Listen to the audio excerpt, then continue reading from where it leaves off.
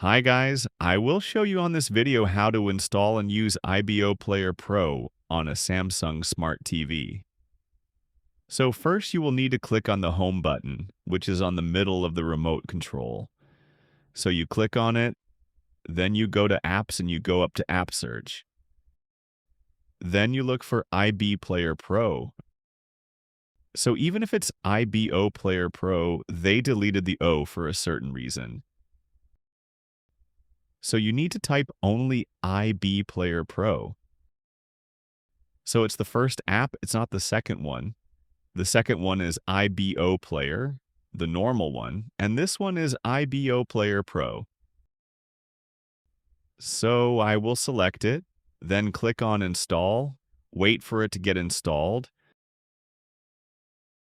Then once it's installed, click on Open, and the app is currently loading. And to make it working, you will need a playlist. So you can't buy the playlist from the website that you can't find on the first comment. You can also find the link of this website in the description of this video.